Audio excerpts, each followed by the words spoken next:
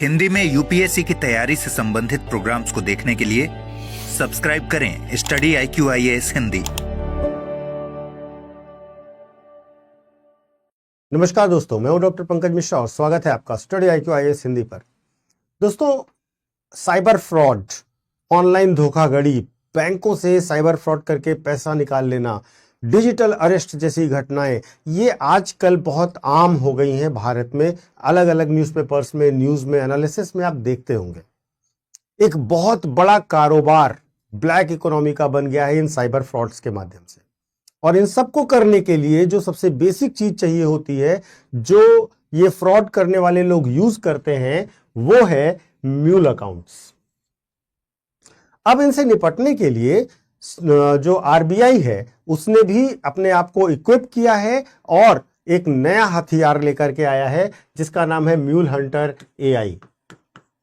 ये वास्तव में साइबर ठगी के खिलाफ RBI का एक बड़ा हथियार है और यह कैसे काम करेगा और इसके अंतर्गत क्या क्या आएंगे ये समझना है आज के वीडियो में।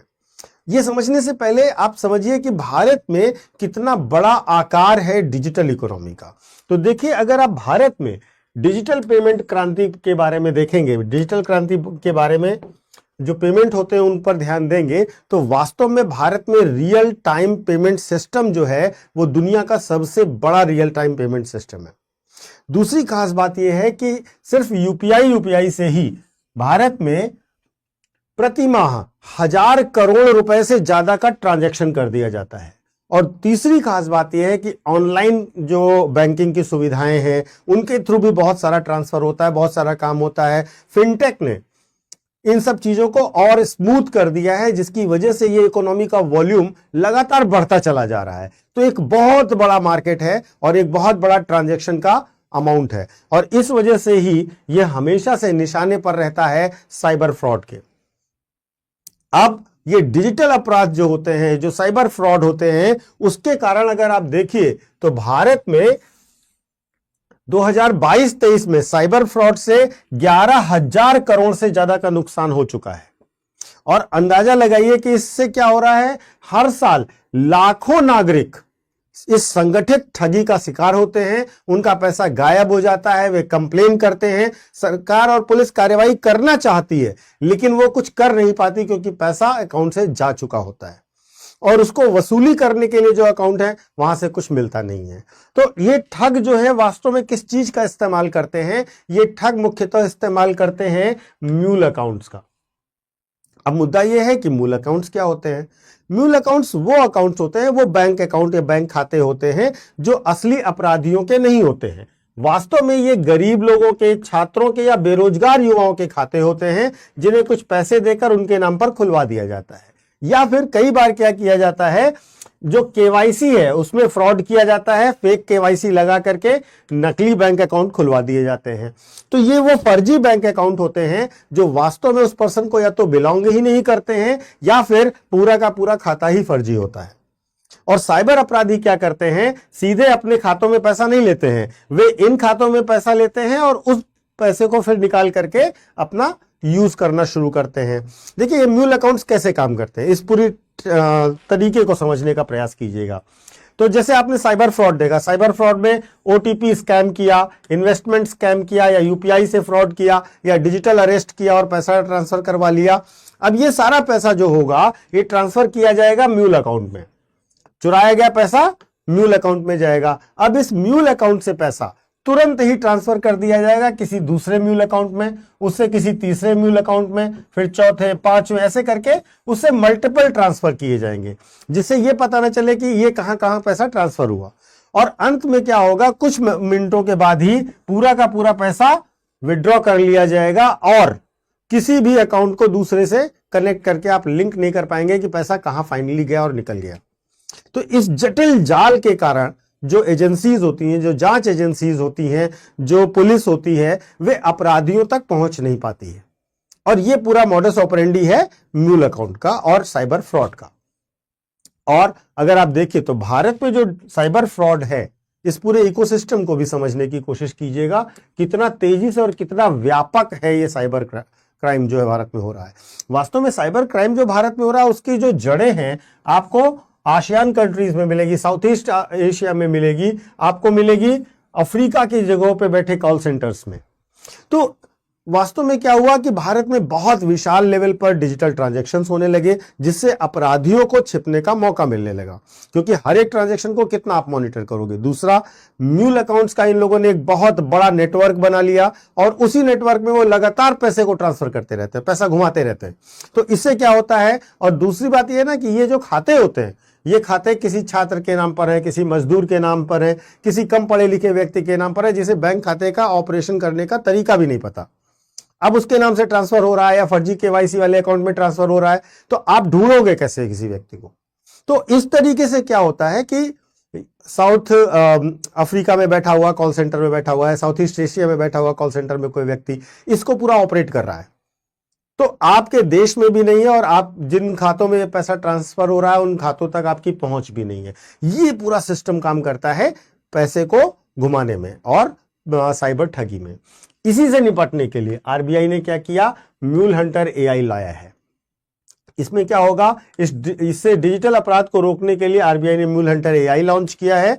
आर्टिफिशियल इंटेलिजेंस पर आधारित ये एक उन्नत और स्वचालित सिस्टम है। इसका मुख्य उद्देश्य यह है कि विशाल जो बैंकिंग का डेटा है, जो सारा बैंकिंग वॉल्यूम है, उसको एनालाइज करे, तेजी से एनालाइज करे और म्यूल अकाउंट्स की सटीक पहचान करे। अब ये सटीक पहचान कैसे होगी, इसका तरीका क्या होगा, वह भी मैं आपको बताता हूं। देखिए, यह वास्तव में मशीन लर्निंग मॉडल्स पर काम करेगा। इसमें मुख्य रूप से मशीन लर्निंग का इस्तेमाल किया जाएगा। यह सिस्टम जो है, पिछले वर्षों में जो साइबर क्राइम्स हुए हैं, जो साइबर फ्रॉड्स हुए हैं, उन सारे डेटा को एनालाइज करेगा, उससे ट्रेंड निकालेगा, उससे तरीका निकालेगा और उसके बाद जो हिस्टोरिकल डेटा है उसके बेस पर एक पैटर्न को देखेगा कि पैसे कहां आते हैं और किस तरीके से ट्रांसफर किए जाते हैं। तो एआई क्या करेगा, उस पैटर्न को एनालाइज करेगा और अक्सर साइबर अपराध में जो दिखाई देता है उसी पैटर्न को मार्क आउट करेगा। अब देखेगा कि वो क्या हो रहा है। देखिए, अगर मान लीजिए कहीं पर भी एबनॉर्मल पैटर्न दिखाई देता है, कहीं पर भी असामान्य ट्रांजैक्शन हुआ, अचानक बहुत ज्यादा पैसे ट्रांसफर हो रहे हैं, वो मार्क कर देगा। नए अकाउंट में संदिग्ध गतिविधि होगी, जैसे हाल ही में खुले खाते में लाखों रुपए आना और जाना होने लगा, वो मार्क कर देगा। तेजी से पैसा घूम रहा है, रैपिड रूटिंग हो रही है, एक खाते से कई खातों के बीच कुछ ही सेकंड में पैसा ट्रांसफर किया जा रहा है, फंड ट्रांसफर किया जा रहा है, वो मार्क कर देगा। मतलब ऐसे डेटा पॉइंट्स को जोड़ेगा एआई और उसके बाद उन संदिग्ध खातों को रेड फ्लैग कर देगा। जैसे ही वो रेड फ्लैग करेगा, तुरंत अगला स्टेज एक्शन का शुरू होगा और अगले एक्शन में क्या होगा, जैसे ही डिटेक्ट हुआ म्यूल हंटर एआई के तत्काल प्रभाव से, उसके बाद बैंक खाते को म्यूल अकाउंट के रूप में पहचानेगा और तुरंत ही अलर्ट जनरेट करेगा। बैंक उस खाते को फ्रीज कर देंगे और खाते की आगे जांच करने के बाद ही उस पैसे को रिलीज करेंगे। और जैसे ही पैसा फ्रीज हो जाएगा तो वो पैसा कोई भी निकाल नहीं पाएगा। तो ये तरीका अपनाया जाएगा, एक तरीके से किल स्विच होगा जहां से पूरे ट्रांजैक्शन को रोक दिया जाएगा। अब ये म्यूल हंटर एआई जो है, इसके क्या प्रभाव होंगे, उससे फायदे क्या होंगे, वह भी समझिएगा। सबसे पहले, जितने भी फर्जी खाते हैं उसकी तुरंत पहचान एआई करेगा, तेजी से करेगा, एररलेस तरीके से करने की कोशिश करेगा। दूसरा, जितने साइबर फ्रॉड नेटवर्क हैं उनमें पैसा तुरंत ब्लॉक हो जाने से ठगी का पूरा तंत्र ही ब्लॉक हो जाएगा और इससे क्या होगा, इससे साइबर ठगी को रोकने में बड़ी मदद मिलेगी। तीसरा, जनता को विश्वास होगा कि हमारा डिजिटल पेमेंट सुरक्षित है, लोग बैंकिंग सुरक्षा पर विश्वास करेंगे, भारत की बैंकिंग सुरक्षा मजबूत होगी, नागरिकों का भरोसा बढ़ेगा। तो ये इसके संभावित फायदे होंगे। हालांकि इसमें कुछ समस्याएं भी हैं। कुछ समस्याएं इस प्रकार से हैं जिन्हें हमें समझना भी चाहिए, जिसे हम चुनौतियां कह सकते हैं। जैसे कि फॉल्स पॉजिटिव्स की बात, अगर मान लीजिए एआई गलती से किसी निर्दोष व्यक्ति का खाता फ्रीज कर दिया या उसे गलती से मार्क कर दिया, तो उसके लिए एक अलग से प्रॉब्लम क्रिएट होगी। दूसरा जो बड़ा मुद्दा आता है वो प्राइवेसी का है। देखिए, डेटा प्राइवेसी हमेशा से बड़ा मुद्दा है। तो करोड़ों नागरिकों का बैंकिंग डेटा जो है वो व्यापक विश्लेषण के लिए जोड़ा जाएगा, उसे एनालाइज किया जाएगा और ये आपकी प्राइवेसी पर एक बड़ा प्रश्न चिन्ह लगाएगा। और यहां से एक जो प्राइवेसी का खतरा है वो दिखाई देता है इस प्रकार के एआई के साथ। और अगला जो है, अपराधियों के विकास की बात भी करनी चाहिए। देखिए, आपने डिजिटल ट्रांजैक्शन लाया, डिजिटल तरीके से फ्रॉड करना शुरू कर दिया। जब डिजिटल नहीं होता था तो चेक से फ्रॉड करते थे। द थिंग इज, अपराधी 2 कदम आगे होते हैं। तो अभी क्या है, वे नए तरीके, नए टूल्स, नए लूप होल्स खोजने का प्रयास करेंगे। हमें उसके लिए भी पहले से सोचना होगा। तो म्यूल हंटर के बारे में बिल्कुल क्लियरली ये कह सकते हैं, ये कोई जादू की छड़ी नहीं है। यह एक प्रकार से एआई है जो अच्छे से जांच करेगा, लेकिन उसकी जांच के बाद भी मानवीय जांच की आवश्यकता होगी और उसके बाद ही इस प्रकार की गतिविधि की जा सकती है। लेकिन अगर हम पूरी एनालिसिस को एक तरीके से समझने की कोशिश करें तो वास्तव में अब जो साइबर अपराध है, जो साइबर क्राइम्स हैं, वो अब एक प्रकार से डिजिटल वॉर का रूप ले चुके हैं और संगठित अपराधी जो हैं वो एआई का प्रयोग करके बहुत बड़े बड़े फ्रॉड कर रहे हैं, जिसमें डीप फेक का इस्तेमाल किया जाता है, एआई जनरेटेड स्क्रिप्ट्स का इस्तेमाल किया जाता है, वॉइस को आपके पहचानने वाले की वॉइस में कन्वर्ट कर दिया जाता है।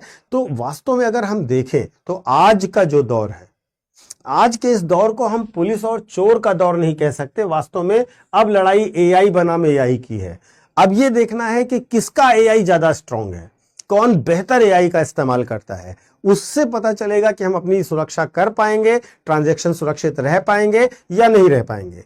और अब अगर हम फाइनली बात करें तो फाइनली ये है कि आरबीआई का जो म्यूल हंटर एआई है वह डिजिटल युद्ध में भारत का अब तक का सबसे नया और सबसे शक्तिशाली हथियार है। उम्मीद की जा सकती है कि यह साइबर फ्रॉड को रोकने और म्यूल अकाउंट्स को बंद करने में बहुत बड़ा मददगार साबित होगा। लेकिन क्या यह साइबर नेटवर्क के पूरे साइबर क्राइम के पूरे नेटवर्क को ही खत्म कर पाएगा? यह कहना अभी जल्दबाजी होगी। इसके प्रभाव हमें देखने होंगे, विश्लेषण करना होगा और प्रौद्योगिकी, कड़े कानून और नागरिक जागरूकता, ये 3 ऐसी चीजें हैं जो भविष्य में हमारे लिए बेहतर मदद कर सकती हैं। हमें और बेहतर टेक्नोलॉजी डेवलप करनी होगी, बहुत कड़े कानून बनाने होंगे और लोगों को जागरूक करना होगा। अगर लोग जागरूक होंगे तो बहुत सारे साइबर फ्रॉड वैसे भी रुक सकते हैं। तो ये पूरा विश्लेषण था म्यूल अकाउंट्स को रोकने के लिए आरबीआई की एक बड़ी पहल का। उम्मीद तो ये कर सकते हैं कि ऐसी, क्योंकि आज आप देख रहे हैं एआई का प्रयोग वॉर्स में किया जा रहा है, ईरान में एआई का प्रयोग किया जा रहा है, वेनेजुएला में किया गया। एआई बहुत आगे बढ़ चुका है, हमारी कल्पना से कहीं आगे बढ़ चुका है। तो निश्चित तौर पर इसका लाभ मिलेगा, लेकिन फिर भी मानवीय जागरूकता, सजगता एक बहुत बेहतरीन चीज है जो आपके खाते की भविष्य को, आपके खाते में हो रहे ट्रांजैक्शन को डिजिटल फ्रॉड से बचा सकती है।